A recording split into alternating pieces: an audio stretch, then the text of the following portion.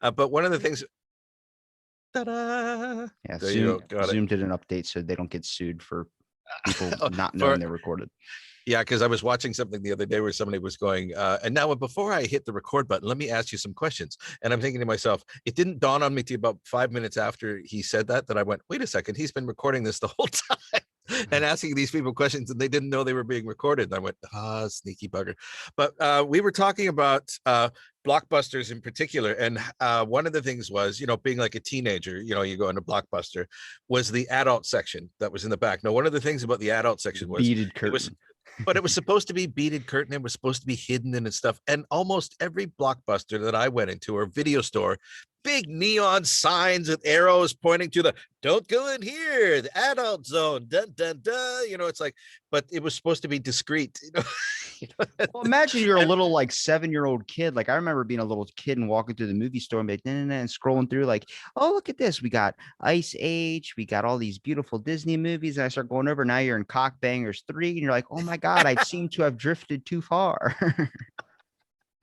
It's true. That's why they put the sign there. So the little kid knows. The little kid can read the word adult. But if you ask the kid to read like porn XXX, he just thinks now we're getting into the rated R section. And when you're a kid, you don't know what rated R means. You understand that means no, blood and gore, and people are going to get their head chopped off and human centipede style shit. But then you realize it's much more than that. There's love making. And what I mean by love is that the director tells you, I'm going to pay you this amount of money, and you take your pants off. Like it's what you do. yeah, yeah, yeah. The I remember I grew up in a small town in Canada, population like 10,000 people, and so it had one movie theater.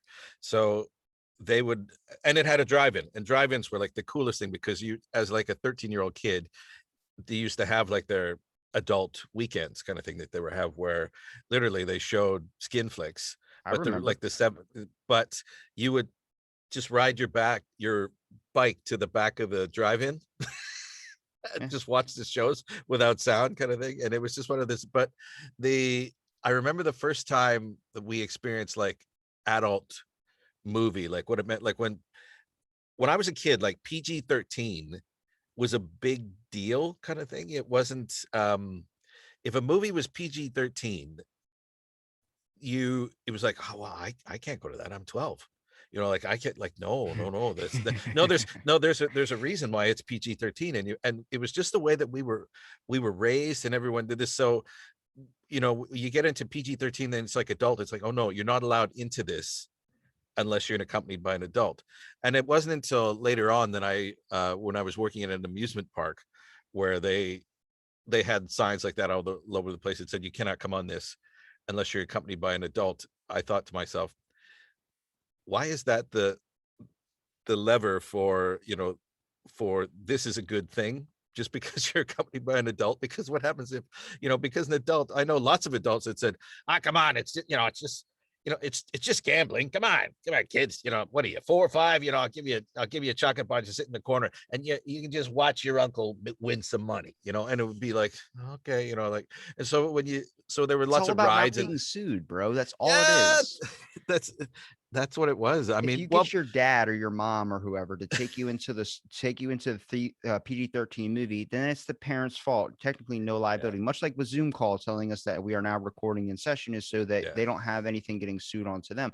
This is the true, issue true. is with kids nowadays, and I don't want to sound like I'm old or something, but when you Old have soul. streaming services now to your Xbox, when it comes to the fact that your parents now have to, when they buy the Xbox, they have to put in the family settings and everything like that to make sure you didn't do that. You could do that with the TV, but now you got to make sure the account is set to child, set to all these different things. There's like a Yeah, whole yeah, list of things to do now because now they don't even care about there's no liability onto them. If your kid bought the game, they know what the game is. They should have, that means you're a bad parent because your kid didn't know better than to buy a game when there was going to be tits involved into it. And I'm yeah, like, yeah. man, back in the day at GameStop, I used to have to convince my grandma to get me video games that were above the rated R, but over Yeah. 18 games. I remember getting Sims, which I just thought was a lifestyle building game. You get to, I mean, how many kids fantasize about Which having their own house which until you which realize is there's what it bills and shit? which is what it should be. Yep. you know. Yeah. So I remember going into the store and being like, I'm going to get this game Sims. And the guy's like, are you okay with violence? Are you okay with smoking? Are you okay with alcohol and all this stuff? And my grandma's just looking at me like, I'm not okay with any of this, but okay, we're going to get you the game. And then So what happened was I played it on my PlayStation 2, and I was probably like 12 or 13 at the time. And she was like, I don't see anything wrong with this game because I'm just doing basic shit before I Yeah. figured out you could have sex in the game and all that type of stuff, where it's Yeah. like a fantasy marsh field of wonderment when you're a kid going through puberty. And I remember I went to the bathroom because my guy had to go to the bathroom, and he sits down to take a shit. And then the censor bar comes up of all that stuff. And my grandma just Yeah. starts laughing uncontrollably and goes, this game isn't that bad. And she walked out. And the next thing I know, I discovered what the real ends of the games can be when you can kill people and all that. Well, yeah, when you block them into rooms and things like that, and the big hand comes down and knocks somebody into a street where and gets hit by a car, just, just Murder like, porn. how old were you when that was going on? When you were Uh, playing The Sims? 13. See, that's funny. Well, not funny. See, I think I have to change the way because I say that a lot. Yeah, it's kind of funny, isn't it? But it's not. It's amusing and it's ironic that the rated R's that we uh have to do with nudity, yet we can get away with games like Doom and things like that where I love first person shooters, I love them to death, but the amount of like violence, like hardcore violence that goes on in games, and which is sort of skirted around as like, wow, this is really awesome action kind of thing, and then all you need is one scene with boobs in it or something like that. Well, even the new, like, I'm a huge Mass Effect fan, and they've just released Mass Effect Legendary Edition, so they reworked all the game. Mass And Effect one of 3 the was the best. yeah, well, one of the characters, Miranda, the Oh, yeah, well, yeah. Many a they Google search in my day. yeah, but they censored Mass Effect 2 and 3 with because of the Google stuff, they tried to censor out all the butt shots that were like, and you kind of go, but that was part of the game. That was part of her character, part of her, the reason why she was there The and only reason everything. you're And paying $69 for a damn but game. so at the same time, so you look at that and you go, why would you spend the time to censor that? Because all that is doing, I find the irony of censorship in that way quite amusing, is better for me, because the moment you pull out the censor flag, you attract so much attention to that thing that wasn't a big thing. But now it's getting to be a big thing because you want to censor it. And so people go, why? Why do they want to censor it? Let me see. And the whole point when they said, yeah, we're going to censor Miranda, I'm not sure if they did it in the end before the game was released, but I know they were talking about it. And the moment they started talking about it, fans were like, what? And then everybody started going, remember Andromeda, remember Mass Effect Andromeda. Don't you fuck with Miranda's Don't butt. you You fuck know, with it. don't you touch that, because you just released that thing that that almost ended the franchise. So now don't you do stuff like that. It's which is really funny. So this What I'm fascinated with is not only the human mind, but the fact that how much we've evolved in some ways, and also kind of like everything is just changing. And it's some for the good and some for like the weird, I would say. That's really yeah, interesting yeah, if you look at like how kids, back compared to when games first came out, it was like this huge thing. Like, no, no, no, you can't make sure you're not getting any games that aren't in your age group, or yet there's so many regulations. And then now it's just yeah, become yeah, this yeah. thing. I mean, a kid watching someone get their head chopped off and shit down their throat is an average thing for a 7-year-old to be playing, where nobody even questions it anymore. And it makes you kind Yeah. of like numb to it a little bit, where I'm like, it's kind of with news of the importance of all this stuff that goes on in the news. You become numb to it. But the weirdness of it all, check, like, if, for example, if you have a war game and you're fighting the enemy, you're fighting people, you're fighting whatever, depending on is if you don't have any connection to that, or it's your own country fighting a war or something that happened, you don't give a shit.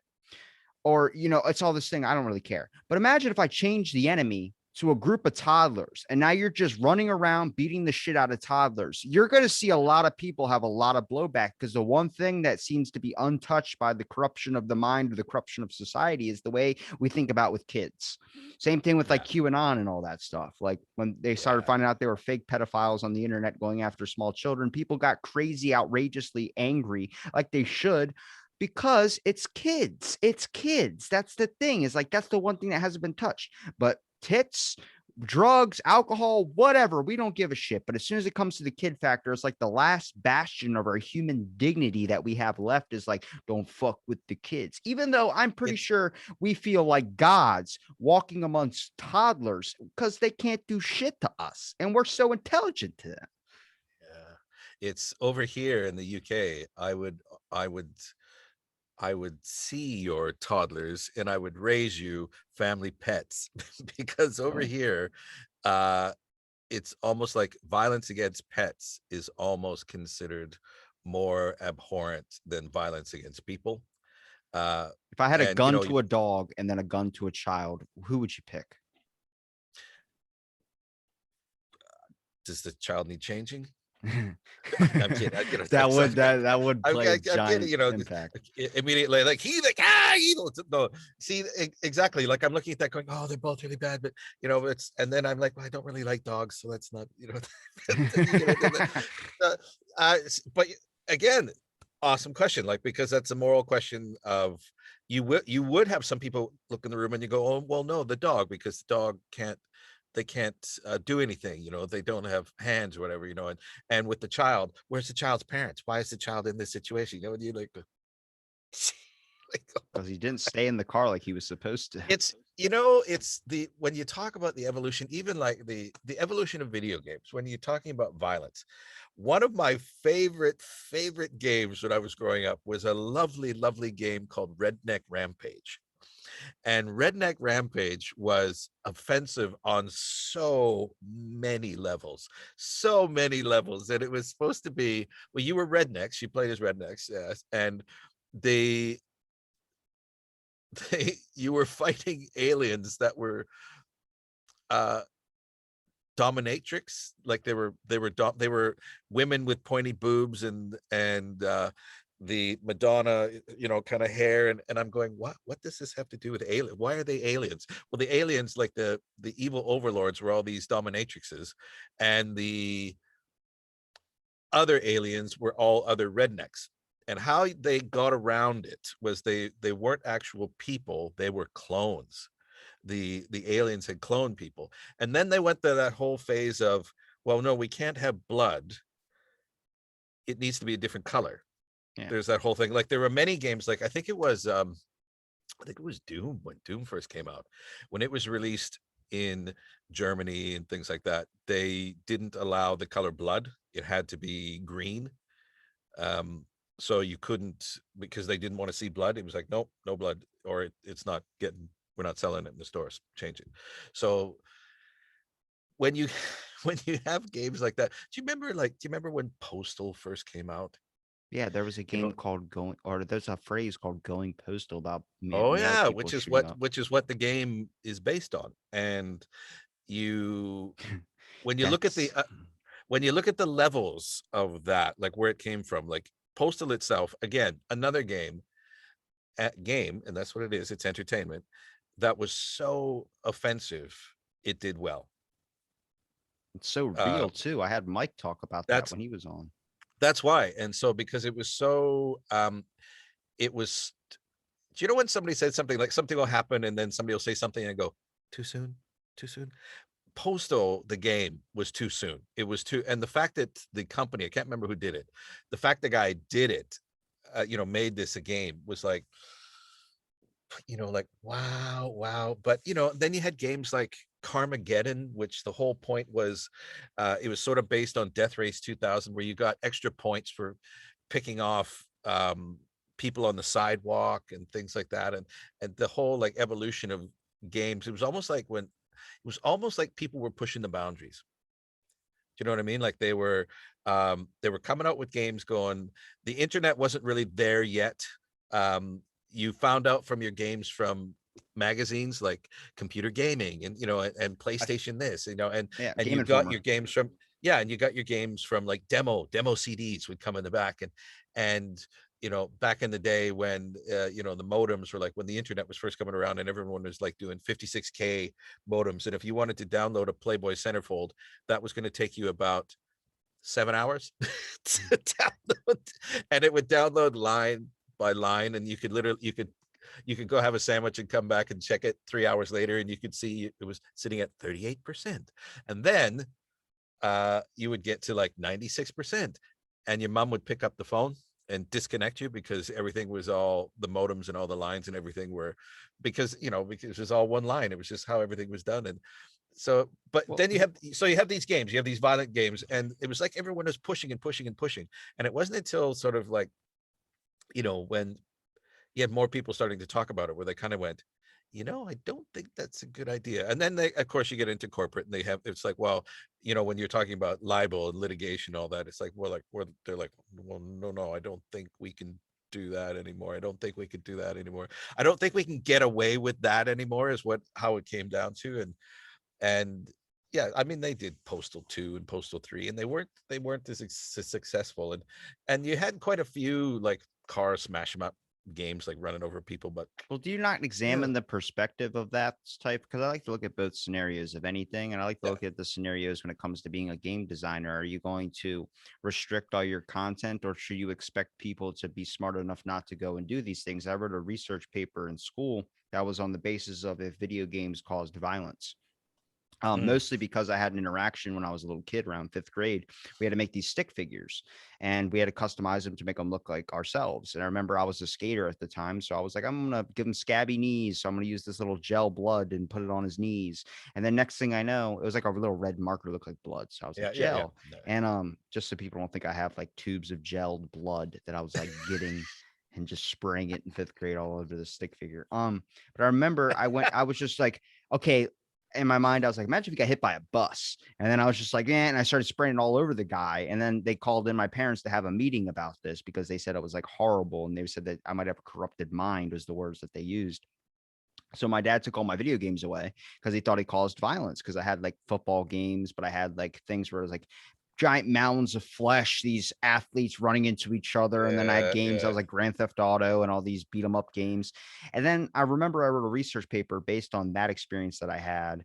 And I was talking about, I don't think it causes violence in people. I think what it does is it speeds up what's already there. The initial intent when someone goes to shoot up a Yeah. store, you're now giving them options and avenues to be able to practice as well too, is what they talk about in news. But there's a factor of satiating the hunger.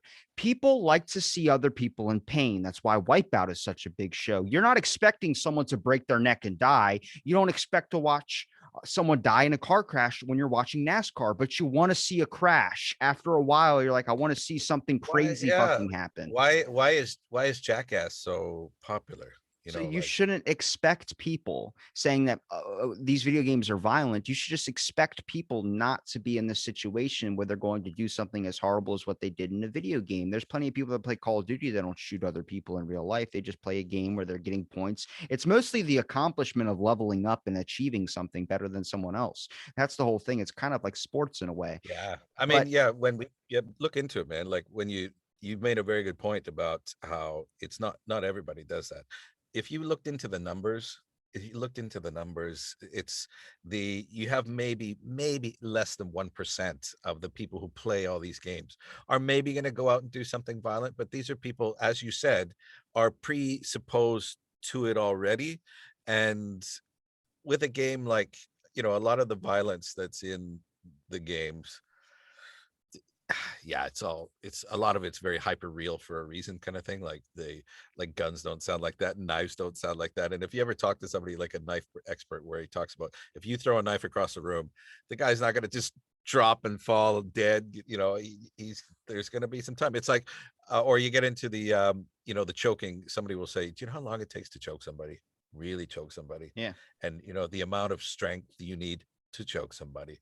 And so you get into the realism aspect of it. But yeah, you made a very good point of it's not everybody. It's not gaming is I love video games. I really do. I like it. But you do get into, there are some people where you're like, maybe that's not for you. But you look at all the colors and all the gratification, and people are talking about all the dopamine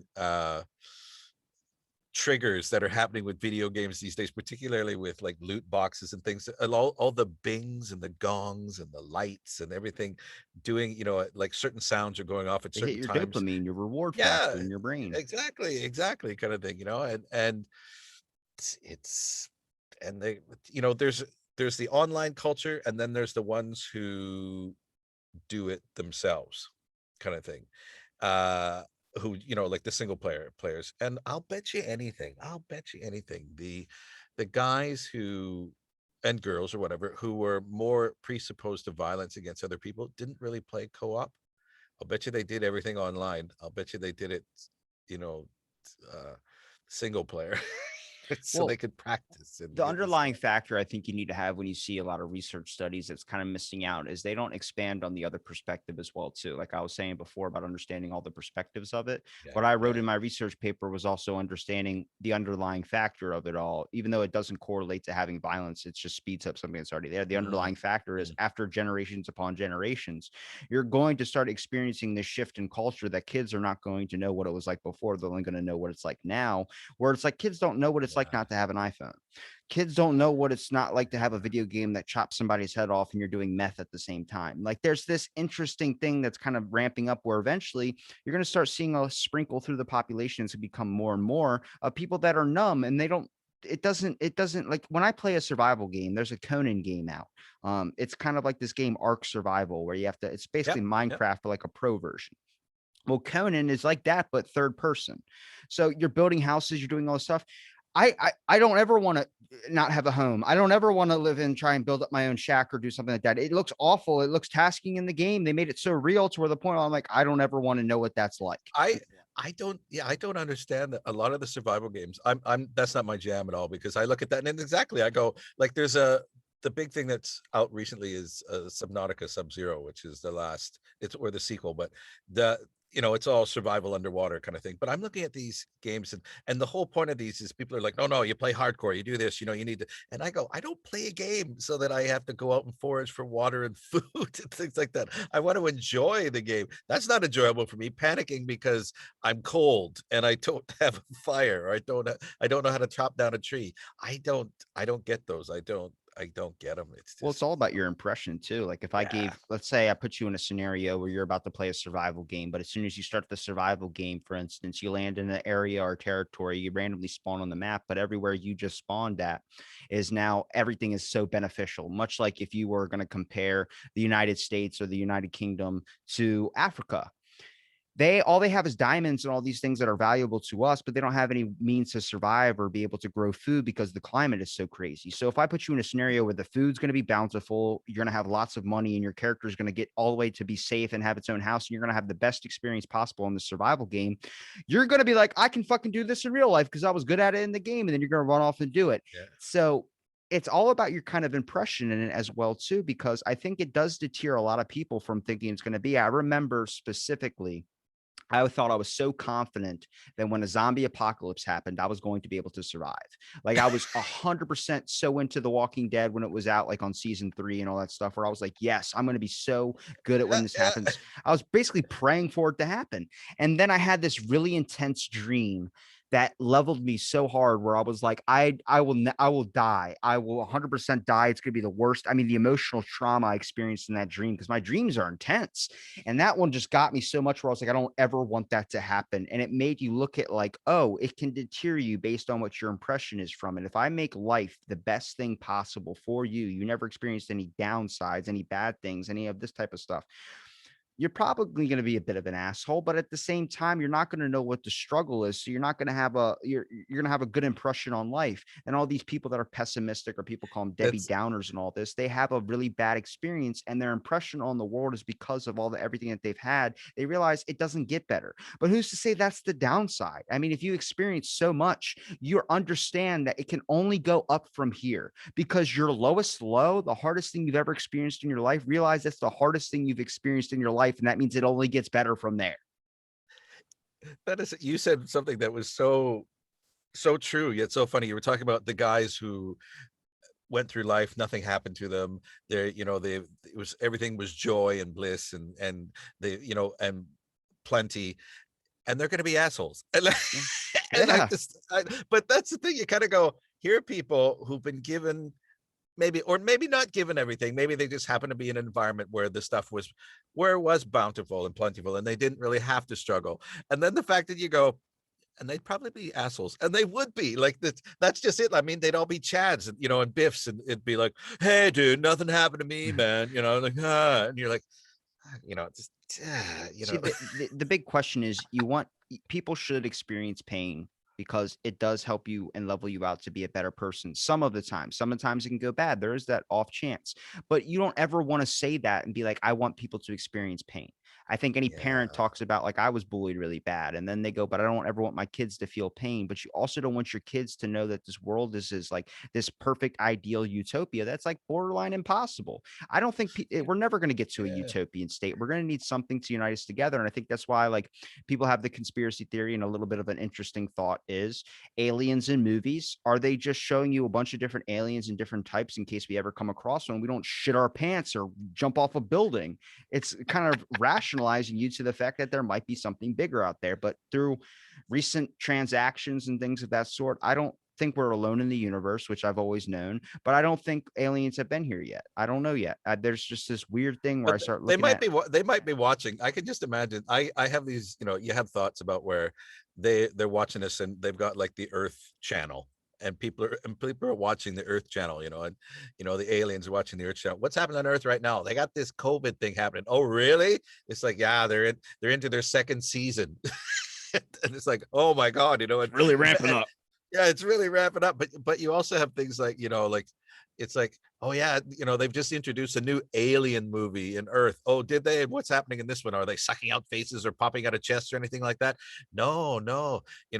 They just cause people to fall in love with each other. What? That's lame, kind of thing, like, like we haven't done that for 1,000 years, and all this kind of stuff.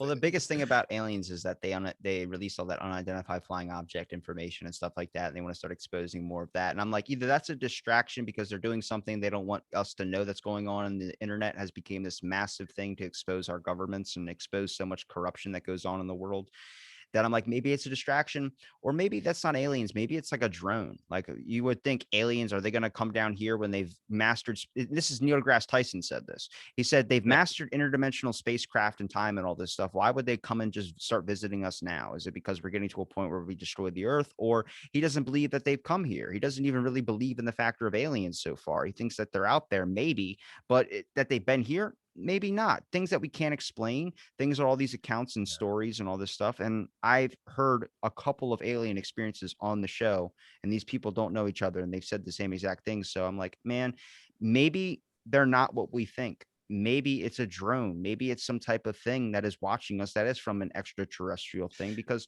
they don't need to come down here and talk to us. Why would they want to exactly. interact with us?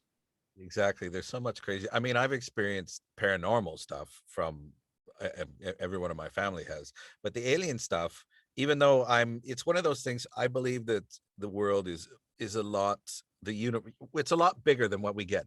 It's even things like unidentified flying object. Um, People forget that it just means unidentified. It could be anything, like, but you don't know what it is. So just because you don't know what it is doesn't mean it's scary, or crazy or whatever. It could be a duck. That, you never know what it could be. Well, Or do you get what I'm saying? Like, yeah. it's funny. Yes, like when you're talking about, I want to go back to something you were talking about earlier, where you're talking about kids. um when I was in college, I was training to be a teacher. I didn't even know you had an And IMDb page. That's awesome. well, there you go. Ha ha. I was on X-Files, for God's sake. I had a fan You were on club in X Files? Germany, for God's sake. Yeah, I was on the third season, I think, or something like that. Send me that. I want to see that. And uh and it's just one of those things where you go, uh it's like, that's what I when the hockey thing fell through, I ended up through lots of different doors and things. I almost became a Baptist minister, and I'm Catholic, and there's so much stuff going on. But I ended up acting, moving to Vancouver, where they did lots of all this stuff. But before that, while I was training to get into the acting stuff, I was training to be a teacher. And one of the things that was coming across was, we were in the staff room having a meeting, and we were like high school teachers kind of thing. So we're having a meeting in high school. And one of the teachers said, my wife is having a problem where she's a teacher at an elementary school. And this is the problem she's having. Now, this is in the 80s. She goes, now this is the problem they're having. Do you remember how when, we used to have to break kids up for kissing and all that kind of stuff? You had like the 13-year-olds and the 14-year-olds, you had to hit them with a stick, stop them from kissing or whatever. Now it's you She got to break goes, them up for fucking. yeah, yeah. Well, now she's this teacher is having issues with 4 and 5-year-olds who are necking in the hallway. And because they've seen it on TV or they've seen it wherever. And so when you talked about kids growing up, for me, I believe that kids today are growing up too fast. Yeah. Like compared to what we like, it's funny when, again, it's funny. I find it ironic that a lot of older people talk about the good old days, but the good old days were always shitty. Yeah. It's like graduation goggles. when they talk about it, they go, yeah, the good old days back when we used to live in a box on the street and, you guys we used to walk uphill both ways. Come on, it's minus 48, even in the summer. And you're like, oh, fuck, okay. But it's the good old days. And so now you have kids that are growing up so fast, and they're like kids nowadays, they're going through the whole, which I just went through, like chalkboard, blackboard, whiteboard, now eraser board. Like we can't, because you don't want to offend people with the thing. So Well, look at the cause and effect, Kev. I almost called you Kevin. Look at the cause and effect, Casper. The fact is, if I would have pitched you that we're going to create the internet, okay, this is the internet now. We're at the Sharknado cocaine pitch meeting of the internet. So I'm going to create the internet. It's going to have, you're going to come into conflicts with people on there. Yeah, but you're going to be able to explore so much. It's going to give you so much information at your brain. Imagine kids one day having the iPhone and being able to look up anything, be able to study for tests. Sounds awesome. It's not really going to affect you as much, but it's going to affect your grandkids and the future generations because they're going to be exposed to more. They're going to probably age faster.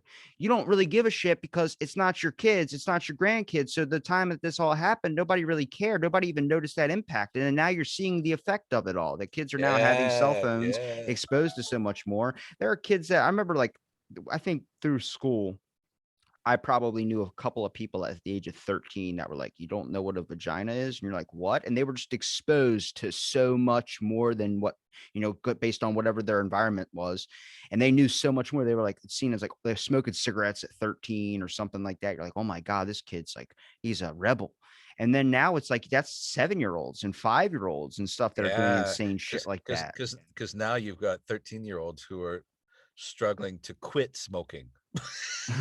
That's so true. And you go, oh, okay. But it's, just wrapping your head around it.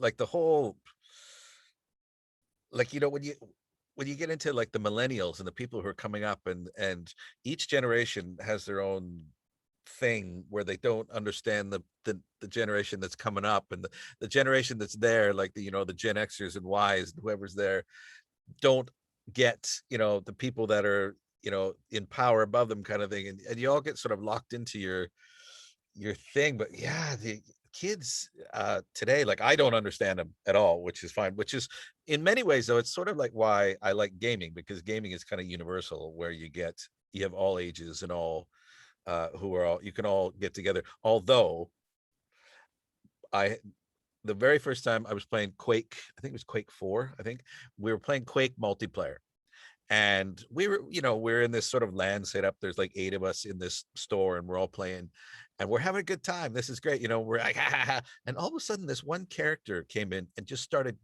kicking the shit out of all of us, like just ching, ching, ching, ching, and we were just getting owned. And so we were like, who is this?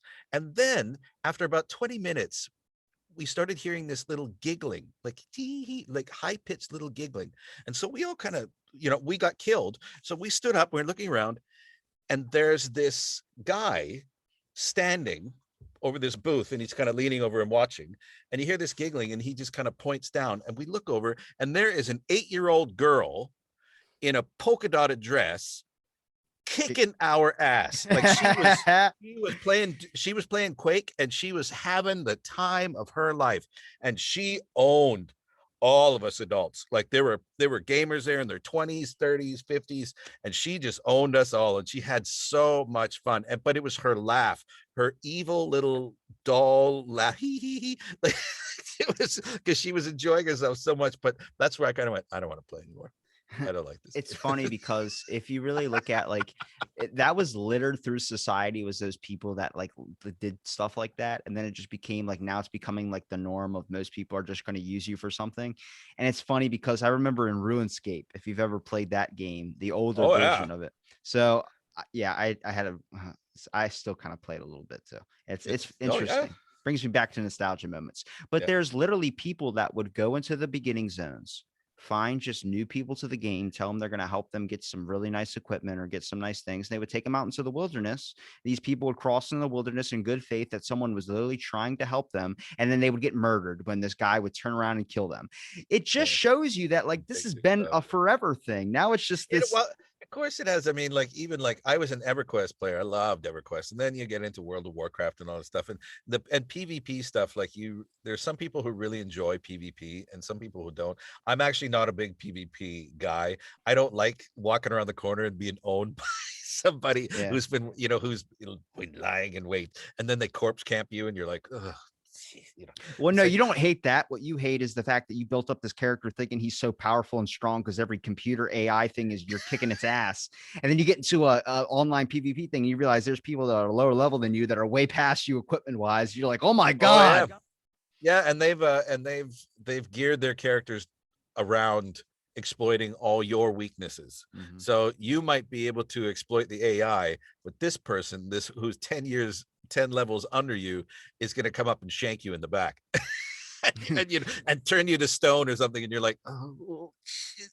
But that's this is why games are games. I mean, you get your trolls and your Casper, haters and think there are people that are on World of Warcraft that will catfish you into having like these relationships online. You find out it's a fucking dude. I don't know how to fix that. I don't even know how to tackle that issue. I just look at it like, do you like the conniving and the manipulation factor so much that now you're resorting to prostitution in a video game? And to the person out there that buys into that pitch, buys into that real thing, thinking they're actually having a girlfriend, I feel for you. I really do, because you've gotten to a point where you're yeah. that vulnerable to literally go to a video game to develop a relationship. It's like when you watch 90 Day Fiance. I've been talking to this girl. We've been dating, and I've been sending her money for 9 months now for her to fly over. But every time she says she misses her flight, some emergency happens, and it's like, oh. And then it really Yeah, blows your yeah, mind when it's true, and yeah. you're like, oh my God, she is real. Oh yeah, that's yeah. She's like, yeah, I couldn't get my flights. He kept canceling my ticket. I'm really sorry, I'm late. And she's a supermodel, and you're like, ah. Everything I've said is bullshit. Just fucking jump out of a fucking window. You're exactly right. Like the whole, you want to say that we as people, or we as like I always want to say that uh I don't think I'd be scammed like that. I wouldn't do something like that. But you're right. You have people who are coming up who grew up with these games, who are like, when I was a kid, no way would I have ever considered making money playing video games. Esports, what is that? Like we used to dream about it, but there was no way that was going to happen, kind of thing. And then now that's a multi-million-dollar industry kind of thing. And they train these kids the way they would a regular, like a sports team, because they want them to be healthy and this and that. And so they have the same restrictions that the basketball players and the football players and whoever had. That's crazy. Like the regime that these guys go through, and then the hate and all the stuff that goes through, and you can even get done for, like doping up during esports, like, are you on caffeine pills and all this kind of stuff, you're like, holy crap. Yeah, Like, you don't even think about the ramifications of people getting arthritis at such a young age for the fact of their hand coordination skills and all these no, types of things. no, because right now it's all they need. And it's also, esports is one of those things, you look at it like from a professional sports analogy. Like if I was from my ice hockey perspective, I would have really retired by the time I was 35, the way things are going, maybe 40. If you're 40 and you're in the NHL, you're considered like an older Yeah. guy kind of thing. Particularly nowadays, you wouldn't even really make it to 40. Like they used to, the guys who were 40 and who were in their 40s really stood out, and they used to comment about it a lot, like in the 80s and then the 90s. So I don't even think you may, because the sport is moving so fast.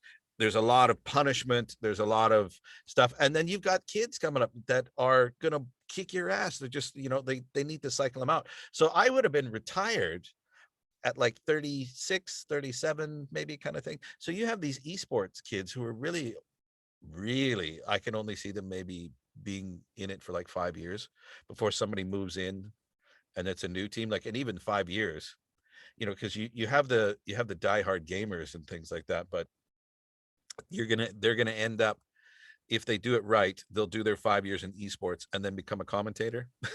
You know, they'll shift over while they're still in their prime, so they don't, before they get booted out or anything like that. And I think there needs I, to be a better system in play for when someone falls from grace, I would say.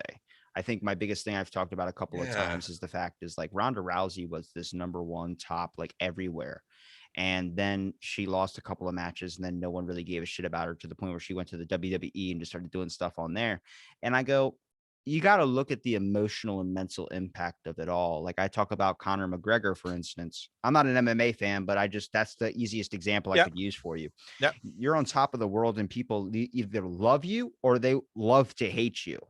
And then imagine you start losing a bunch of rounds that people realize you can't bang anymore. You can't fucking pop like you used to. And then it seems like, did you pass your prime? And then that fall from grace, that emotional down trauma, there's no recovery for that. Besides people, like I remember my dad told me one time after I watched a Ravens football game, we went to the stadium and watched them play. He was like, I was like, damn, that hit, like they lost and they got like, there's some massive hits on our team. And he goes, they're going home and sleeping on $1 million mattresses. Like they can cope with the money that they have. They got paid either way. It's not going to be an emotional thing for them. I'm like, but a loss is a loss, man. That builds up into your ego. If I give you this pitch, for instance, here's a Robbie scenario. I like tossing these out. I think they're pretty good. Tell me I'm wrong. Um, but Casper, if I told you you're about to be a boxing champion and now you're in your 20s, you're boxing, you're winning 50 matches in a row, you're coming at it like, and everyone's telling you you're unstoppable. You must be touched by the fist of God. Now you have an overreaction to what your skills are. So now you're like, I have this huge ego. Nobody can stop me. You're coming in there with such confidence where you can be unbeatable. But then you have your first loss, and then you realize you are vulnerable and you all these things, and it's hard to come back from that. And then you lose your second one, lose your third one, then you think you've lost it entirely. And that emotional, no matter if your physical is still the same, your emotional is not. I talk about it with boxing gloves in the MMA. Joe Rogan talks about it, and people say like, I don't think that's true. They talk about bringing bare knuckle boxing back because of like, or make the gloves better. And when we mean gloves better, not more padding, but make them thinner. Because what happens is if I told you to punch a wall with your fist, you're going to punch the wall, but you're going to know it's a wall. So you're going to not put all your force into it, knowing you're going to break Yeah. your hand. But if I Yeah. gave you a boxing glove and I told you now you have that weight in your hand, you feel like something's wrapped around it's where you could hit a little bit harder. You have an unrealistic expectation of what this is because now you're relying on something to protect your hands. That's the fight behind the bare knuckle boxing is if you know you're using your physical hand, it might still hurt the fighter as well too, maybe more, maybe cut them up a little bit more, but you're not going to be punching like you would if you had something covering your hand. Because you have an unrealistic expectation. You need to hit harder because you feel like this thing is blocking out some of the thing. And now you have this glove that can actually block some of the pain because you have this thing that's covering your hand. It's these weird things you start to kind of look at now, because I think as soon as we capture, like we find out two people in a ring fighting is fucking entertainment. Yeah, I mean, the glove analogy you use is fantastic because I mean, you like back in the day, like you had the training gloves that were like the big things that look like Mickey Mouse hands kind of thing, the big mitts. And Rock'em sock'ems. yeah, yeah. And then when you watched, you can even go back to like Ali and Foreman, or even just a little, just a little bit ago, how the gloves have become smaller and streamlined. And if you've ever been hit by a boxing glove behind someone who knows how to punch, it, like king bells and whistles and stuff. Like there's no, because you're exactly right. They're not pulling any punches because they've got this glove. Whereas bare knuckle, one of the things you also do is you're trying to protect your hand as well. So you're not punching as hard because you know you're going to hit something, but at the same time you're also going, I don't want to break my hand, from punching it. So there's this whole psychological element of so, but it would really change the fights. Like if you introduced bare knuckle MMA, that would just change the dynamic. It would change strategies and skills, because if you have a fighter, they know what their weapons are, and the first thing you don't want to do is damage your weapons. Like if your hand is one of the things that you're using, if you punch somebody wrong, you could break a knuckle, and all of a sudden your hand is out for the game, and you're like, okay, now I'm down to this I would say because your hand is out for the rest of your career because exactly. as much as when you hurt your shoulder, after you hurt your shoulder, even though it heals, it's not the same. There's a little bit of like, I feel like No, it could break again. my shoulder pops out when I sleep.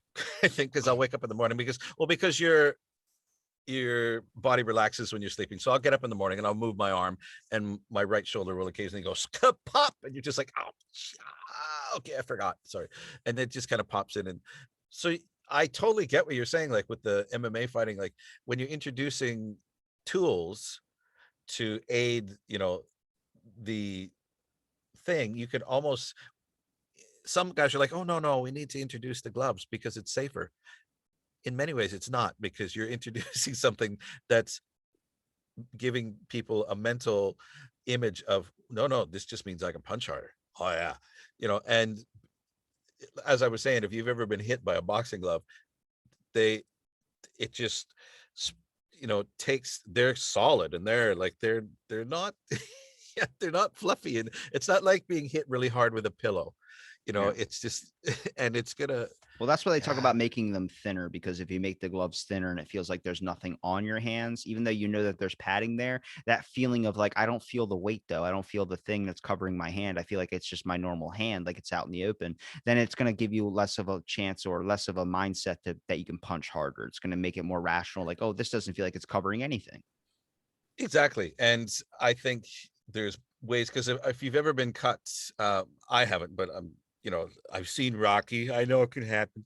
You can get cut by, a boxing glove kind of thing, just, it happens, just even this, you think it won't. And I'm not really an MMA follower kind of thing, like that, Well, you can that use type the of vibe. example. I have my theory about, No, about that's a perfect example. I get it. yeah. I get exactly what you're talking about. I've seen them. I've seen MMA fights kind of thing. And you kind of go, part of you goes, geez, and because there was a whole thing about, when they talk about the cage matches and things like that, and why is a lot of MMA stuff in a cage, but boxers are in a ring, and and is it any different? Are these people any less skilled? Are they really, Hell yeah, it is. Imagine the effect if you're fighting in a cage compared to an open ring. You're going to be like, at any moment, I could jump out of this if it gets too much, but you're in a cage now. So now it's like, I got to fight for my fucking life. exactly, that's what these are, these things. And occasionally, like when you get into, like, you think back to the old movies like Bloodsport and things like that, where you have one of the fighters goes a bit too far, and even though the fight's over, he's going to continue pounding the shit out of, whoever's on the ground. I don't think that happens as much anymore. It happens sometimes. But yeah, it does. You get someone who gets a bit too much adrenaline, and they're like, More like because they fucking literally hate this person that's in front of them because they're yeah, either that could be. envisioning their left parent or someone who left them at an altar or some shit like that. But the interesting thing, an example and a theory I had when I was talking to a Greek mythology professor was that, like, how many of the thoughts are your own thoughts? I've talked about it a couple of times. Like, are they your own original thoughts? And I look at the example of when I was talking about philosophers, for instance. Imagine that you're growing up thinking like your parents are telling you you're this amazing thing and you're going to be this amazing, like every single word you preach or every single word you say is this poet or this thing that needs to be remembered forever. Then you're going to start maybe having thoughts like every single thought's going to try and be pretentious or be this fucking long example. It's going to be like Socrates. And then you realize it's not, but you've been told for so long. Does it create those thoughts or does it create an unrealistic perception of things? You can see that example in today's times. How many Yeah. parents tell their kids they're going to be president, they're going to be an astronaut. Then next thing you know, they're 40 or 50 years old and they're not doing the things that they thought they could do when they were a kid because their parents had put so much onto their fucking shoulders. I consider that being a bad parent. I say, as a parent, what you should be doing is not trying to give your kid the hopes and dreams, not trying to take that away from them, but not trying to implement something in a structure of things that seem like in today's time it's very, very unachievable. You should ask them, you can be anything you want to be. You don't have to, you keep saying you can be an astronaut, you can be a president. Just stop at you can be anything you want to be, because then that leaves the open door for whatever you do achieve in life, I will still be proud of you. And I think that's an important thing to highlight, because a lot of kids are fucking upset that they're in their 30s or whatever, and they're like, I'm not the architect with $1 billion and the Kate Upton supermodel by my pool. And I'm like, no shit, because the world doesn't work like that. Yeah. Well, and you're exactly right. I mean, you have a whole generation of children growing up, and of no fault of their own, really, of being told these things that you just said, like, being told this is what's going to happen, this, and when someone in a position of authority, your parents or teachers or whatever, are telling you this stuff, you take it for granted. You have to believe them. You have to choose to believe them. Like, not many children go through their whole life going, no, that's not true. Not many. There's not many skeptics out there in children where, if you tell a 5-year-old something, they look at you and go, no, that's not true. It's like you tell them There is something, that you one say, bastard though, that everything you yeah, say there's is always that one. And you're like, so, but you have this thing. So you have this whole generation, and I can only, how do you put it? I can only feel for them in a way, because you, through of no fault of their own, they've been told all these things, that things are going to be this way and you're going to be this thing and this is going to happen. They've also gone through a whole series of, like, not saying that this is any better, but when I was raised, we got beat. Like, we got, like, like, we got straps and belts and and spankings and all that stuff. There was no timeouts. There was no um you never had to we watch the microwave timer beep down all the yeah, way until if zero. you've ever had your mouth washed up with soap or something like Sucks. that, is like, like, I my remember mom was, they ran out of the bar soap and they used liquid soap one time, and I was yeah, like, oh God, it's even worse. yeah, exactly. My mom was a master at rubbing the top teeth.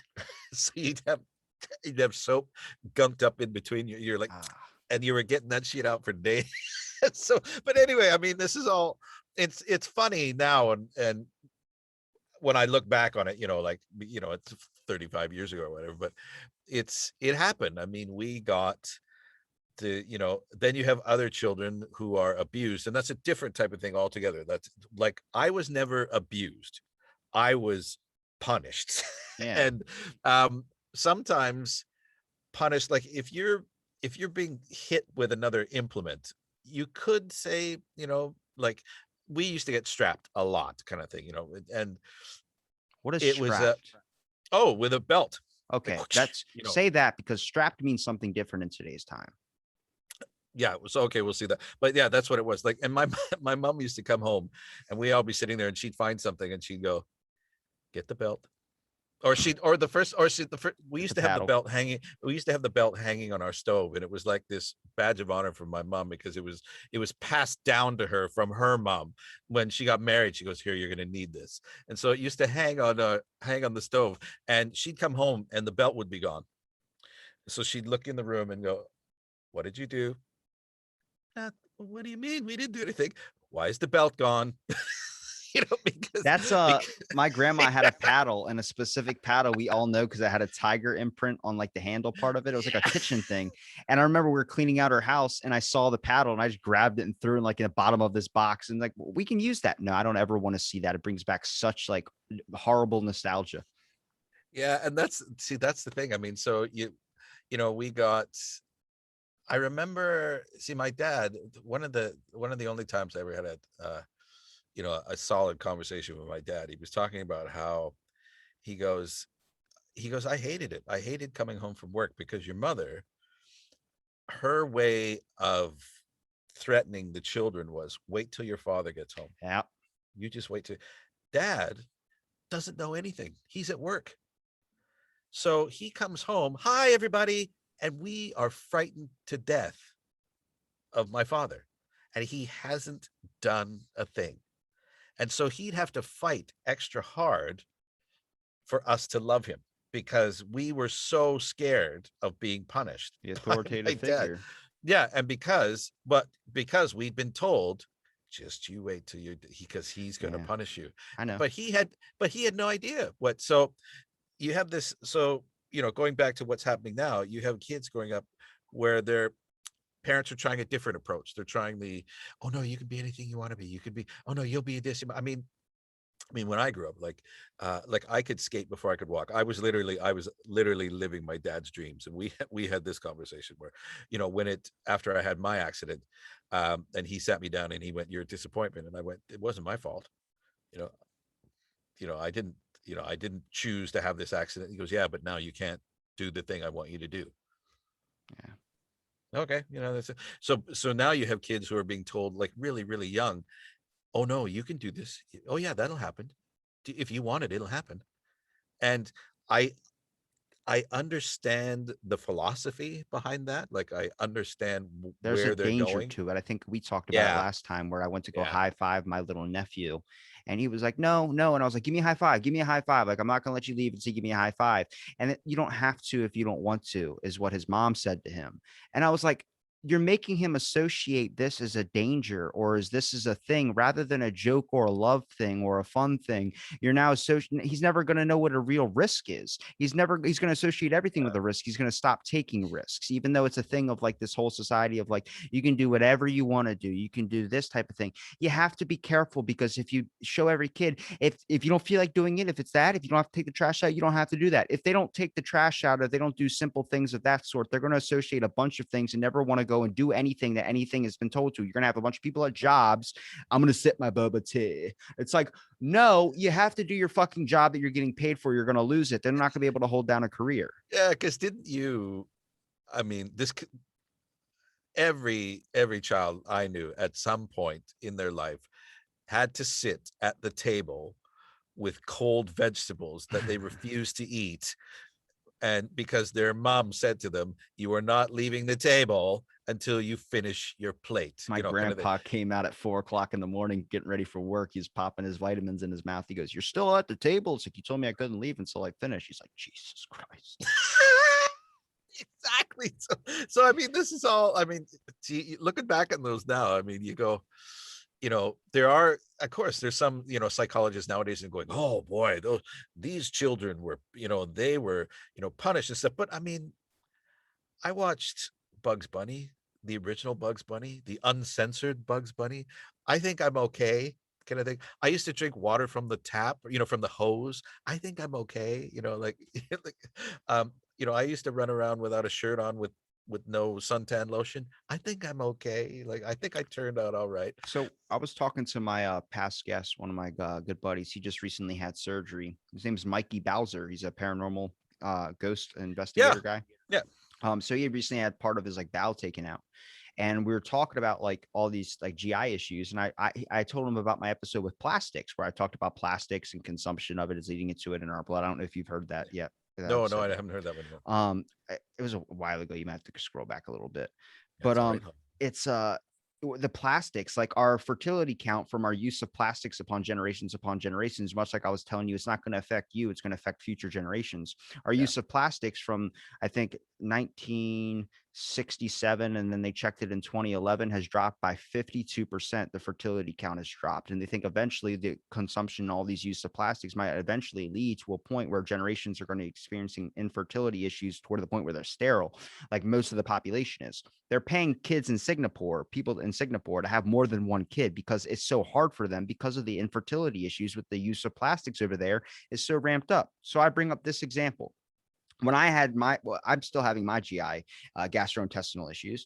mhm. I was wondering, like, how common is this? A lot of it's more common now in today's time, and I think this is upon generations of artificial sweeteners, all these things that are in our body that are now being developed into our kids, even though they've never experienced that yet. It's so infused into our bodies, so consumed into our bodies that now it's getting passed on to future generations. Where now future kids and now people today are having gastrointestinal issues at 20 years old. It's becoming more of a thing. I think it's an You're having, eventual. yeah, you're having, like, when I was doing my student teaching, I'm walking down the hallway, of these, and I'm in my 20s, and I'm dead, and I'm thinking, hey, I'm 5'8.5", 5'9", I'm tall.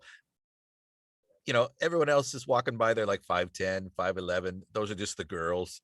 Then, then the football team walks around the corner. They're all like pushing 6 feet, and they're 15, 16. And you're like, what the, like, is it, the joke used to be, is there something in the milk? What's going on, kind of thing. But there's something, because of the way food is being changed in the way stuff we're doing, as you're saying, with all the plastics and all this stuff. And I was reading something about plastics the other day where they said by 2080 they say there will be more plastic in the ocean than fish, I'm more worried unless about we the plastic count in our blood, because right now, if I took a needle and got some of your blood out, there'd be a small percentage of plastic in it. And now kids are being born with plastic in their blood. So I'm looking at that like that's going to cause some major issues down the line. And I think that's probably the overall outcome for humanity, I would say, is the fact that we make ourselves sterile to the point we can't have kids. They talked about making super soldiers at one point, and when they were testing to make, which they're doing now too, by the way, they're making serums for super soldiers. I wouldn't They be talked surprised. about then you have to make them sterile. Why? So they can't breed super soldier kids. And you realize that's the same thing with a donkey and a horse. When they breed, they make a mule. Mules can't have kids because to have another mule, to create a mule, you have to have a donkey fuck a horse. And I'm like, there you go. They're doing that. Eventually, we're going to make ourselves sterile to the point we have to find artificial and CRISPR and all these things to advance with it, where we're going to have to be able to find a way to be able to create life without actually doing the initial birthing act and all these things. And people will be like, that's awesome, because then there's no risk of the woman dying, or there's no risk of this dying. It's like, yeah, but when did we draw the line at like maybe our society has come to a kind of a close? I'm more than happy because TikTok Because is fucking nuts. yeah. I try to I don't even want to go there. No, TikTok we're is not talking about the CCP right now. no, No way. no, no, no. I mean, not even that. I mean, the whole, that whole. I'm because I'm as we've experienced today. I'm not much of a technophile, but that whole thing is like, I to kind of circle around a little bit. You have kids, nowadays that know how to, program this, do that, blah blah this, and the VCR and this, and then you have grandparents who can actually are getting the lingo. They're getting some of the lingo because grandparents will go to a child and go, "Can you teach me Instagram? Can you teach me Snapchat?" And the parents in the middle are getting sort of left behind as far as technology and the all the shortcuts and the lingo and all the new, like, the last time I said to someone, I said, hey, don't worry, I'm hip to your fly talk. They looked at me and went, don't ever say that again. And I just went, okay, okay, I won't. I'm good. Because you're not like, there's a whole That's they weird in itself, is the fact that younger generations can use older lingo, but then older generations using younger lingo is weird. It is like, yeah, because if you have younger generation and they use something and how it's changed and how it becomes and how the big thing they have is, and again, from, getting into voice and language and stuff like that, the way that they can take, and we've talked about it, the way that they can take words and flip the meaning so that words that we grew up our entire lives that meant this thing now means this thing. And you're like, but when did that happen? Like, when did that shift Just like the occur? Congress guy that put up the three fingers saying one, he counted three fingers on his hand, but he didn't do it with the thumb. He did it with his three fingers. And then people are like, that's white supremacy because it's the sign of a W, which means white supremacy. It's like people are going to take something and turn it into this thing where I think the OK symbol now is, and I was Jane, the brothel keeper, told me that when I did the OK, like, okay. Yeah. And she was like, that's a thing for white supremacy. I was like, nobody fucking told me. Like, it's so hard to keep up with it all. It all depends on, for example, a big thing, just if the thumbs up, hey, thumbs up.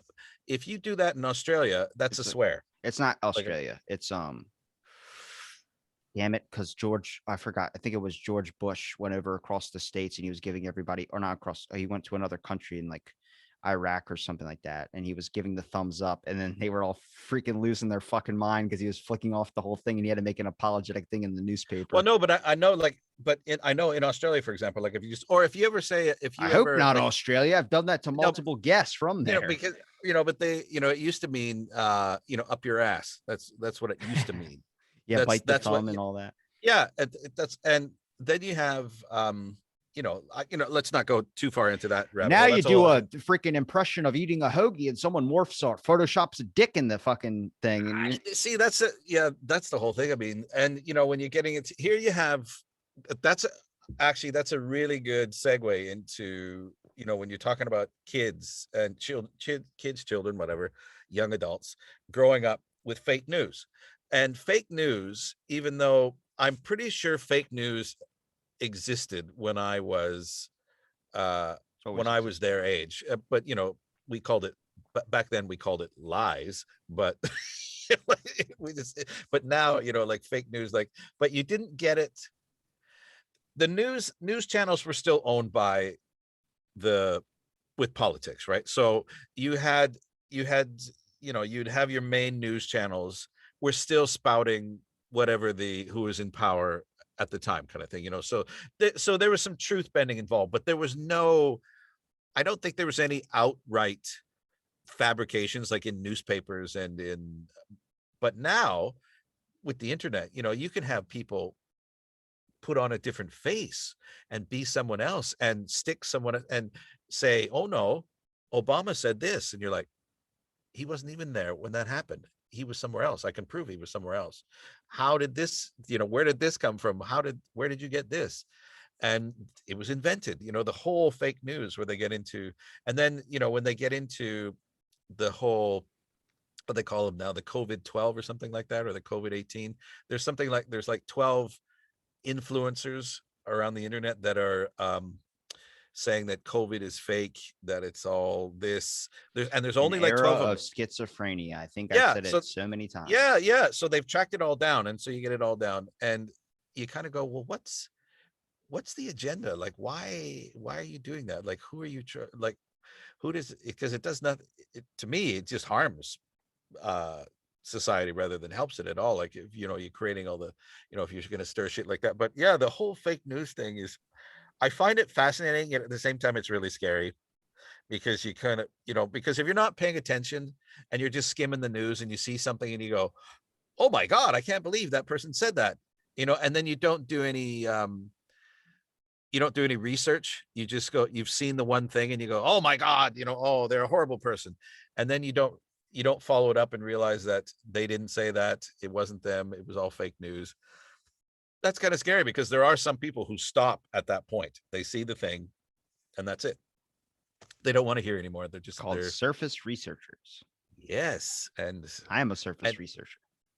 you research on so many levels, it's amazing. So I mean, like, when you talk about surface researching, you go to this surface and then this surface and then I that look, surface. I say a lot of stuff and sometimes I get a lot of things wrong. I was saying for so long about like the UK and this school on a couple episodes now, and then I found out it's from Canada. That recently happened where they found the indigenous child bodies. It was in Canada. And I was like, Yeah, yeah, it was, yeah. my example is that randomly just comes out of nowhere when all of Canada has been complaining about a totalitarian government and then been fighting back about the lockdowns and then fighting their government, and then they release that. It's like, it seems a bit of a distraction in a way, but I'm not going to jump It's down the conspiracy Well, rabbit no, hole. no, no, no, no. That would have been like, there's lots of stuff there. Like with what they did was, this could have been something that people knew about for a while, Yeah, and it's sitting on just, it. and then, yeah, and they've been sitting on it, because it was one of those things where it would have served nobody. Yes, it was it was a school, or where they had, there are places in Ireland where there's the same type of thing where there was, babies who were supposed to be adopted and all this blah blah, yeah, unwed mothers, whole kind of stuff. But yeah, the whole, well, we go through so many topics, Rob. My head just spins when we're when we're talking kind of thing. Kind of the But yeah, show. no, but for what you're saying, yes, sometimes we all get our facts construed, I guess, Yeah. because there's so many numbers out there and so much things, and Check there's my so much. close to my ending of my 700 episodes. I was talking about the CCP. I actually got one of the main journalists from the Joe Rogan podcast to follow me on Twitter, and I was trying to get him on, but I think he's a little bit busy because the lab thing is now being looked at, which he'd been Yeah, saying yeah, for yeah. years, and now people are calling him a propaganda person. But I mean, I was talking about all this stuff, but I got a bunch of stuff wrong on that. And sometimes you can check back into this episode where it's not that I'm wrong. I might have just flubbed up the numbers. I talk about 950 million, that 850 million that was given to Balasio's wife. It's Yeah. 850 million. But there are sometimes I'm just running off in this conversation. I get so heated because I get upset when I see power taking advantage of people that don't have any. Yeah, and so your brain will maybe exaggerate a number or something, but you've got the general idea kind of Yeah. thing. And I've never, from the podcast I've seen on your show, like you're not someone who just all of a sudden starts spouting stuff. And then because that somebody could go, just a second, let me check that. Well, that's not right. Well, that's not right. That's not It's right. You funny. don't. Someone did that about human hair and he found the article. He's like, oh my God, it's real. I was like, and I had this whole moment of like, I just saw Jesus. Like, I was like, I've I been was right. I've been vindicated. Yeah, he was Now calling I it. can say, I don't believe you. Like, and so I talked to a couple anthropologists from the UK, and I was talking about Bohemian Grove, and they had no idea what that was, and they ended up looking it up. Like, oh my God, it's real. And I was like, yes. I was like, thank you. But like I said, this show isn't an informational show. It can be educational, good or bad. I don't know what type of education you received, but it's a conversation. Like you get if you're just chatting with someone. That's the thing. Your mind moves so quick. There's no script. There's no set facts. There's no that's articles to pull up. It's just this a is just talk it. show. Well, this is just it. I mean, we've never, even though I'm a voiceover actor or whatever, we've never talked about that ever. Like anytime, because whenever we come on the show, we start something, and then the tangents happen, and they just go with which is fantastic. I love that. And I also love that you have all these different guests, like, like one of my favorite guests that you had on, you know, Dr. Sai just recently kind of thing, where um where you're talking so many different things. And uh I love that there's no, you don't you don't tune into this podcast for a particular subject because It's whatever I'm because feeling. exactly, every show is totally like, it's sort of like you don't have a script, you don't really have a thing. You might have a pad of paper in front of you going, well, maybe I'd like to talk about this today, but probably not, kind of thing, because that never usually works out the way you want it to. It's like, yeah, I want to talk about this, but then by the time things get around to it, you're just like, well, no, I want to talk about something else now. So it's I think the only thing I ever think about is like if I get on a topic in my own mind, because I like to have conversation, not like talking to myself, but I have like a thing in my head where I'm like, what about this? And does that lead down this or does that go down this? Like just thoughts and stuff. But then I try and think of like the only thing I think would say what I've really thought of in a conversation is probably whether we talk about the certain topic and then I get your thoughts on it, or it's usually the intro because I always try and find a way to start off the intro to where it's like, how do we kick right into this thing rather than just go, what do you we want to talk about? because we just kicked into it. We just there was no defining moments in this one. So what defines you? I don't know. So we That was just a today good question for a while.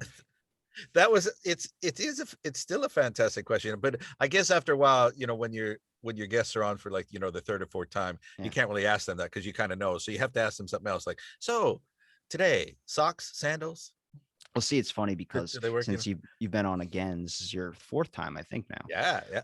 So it's funny. We can just get as crazy as we want because now I know who you are a little bit. So I'm like, I can get as like nuts. Well, that's the thing. I mean, we get ideas, and also you can get a flow of where the person, and that's another thing. You've had so many guests on, and the way that you can go back, and even the fact that you can partially remember, you're going, yeah, we talked about that on episode, I think it was 373 kind of thing. I I can just remember a go, lot of it. I pride yeah, myself in that. Mark yeah, got me though when he asked what his dog name was. I kept calling it Rex.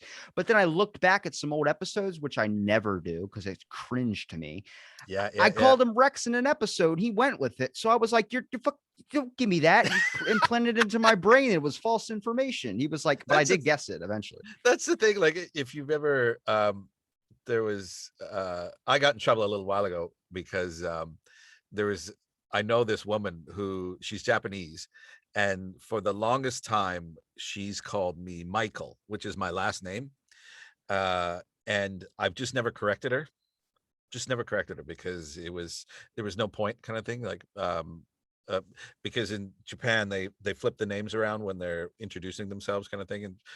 And so she always calls me Michael. And then I'm having a conversation with her and her husband, and I know her husband quite well. He calls me Casper, and she looked at me and went, I thought your name is Michael. And I went, Name's Jim.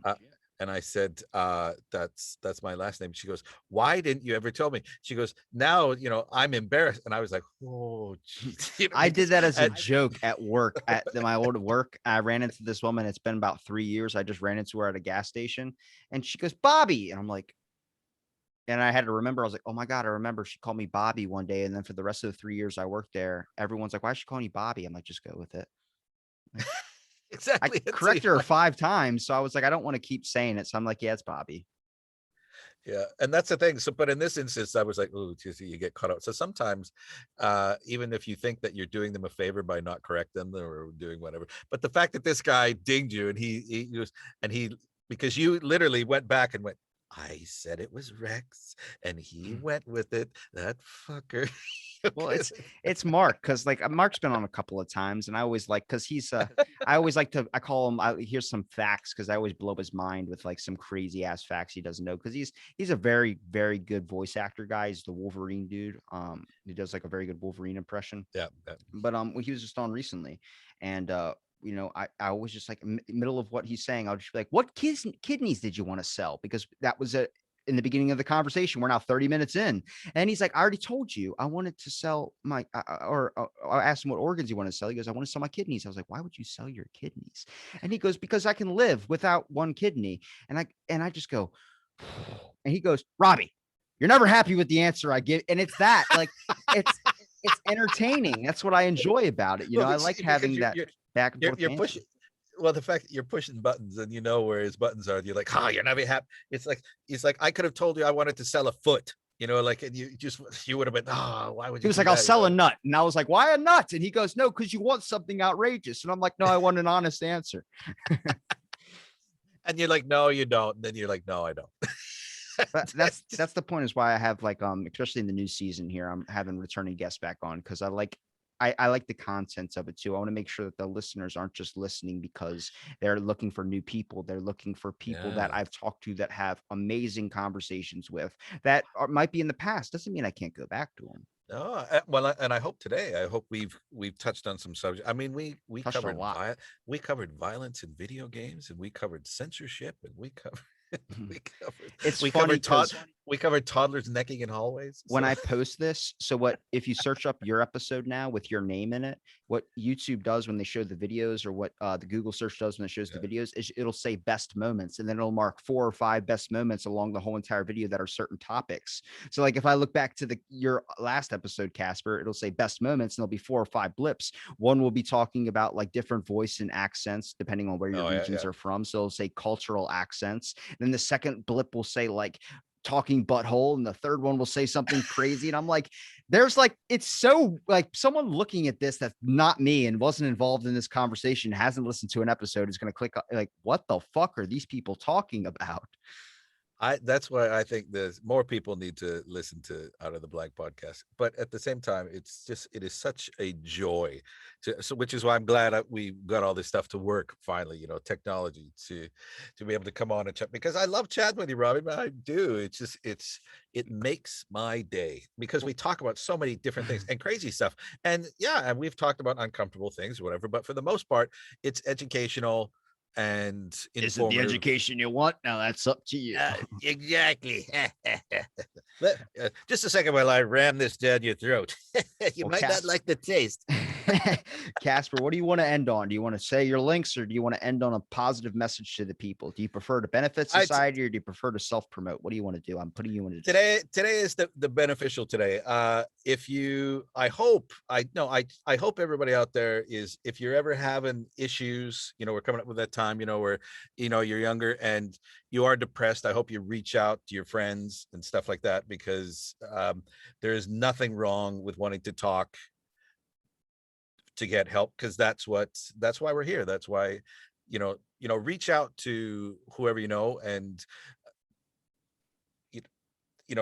I hope that I could reach out to you, kind of thing, if I'm ever having a bad day where I could go, do you want to just chat, kind of thing. So find your friends, chat, don't lock yourself up. I think go out there, we're coming up to the sun, get outside, enjoy some nature kind of thing. But some vitamin D. but know that you might have been told something in your youth that's maybe not working out right now. So if you need to talk to somebody about it, talk to somebody about it.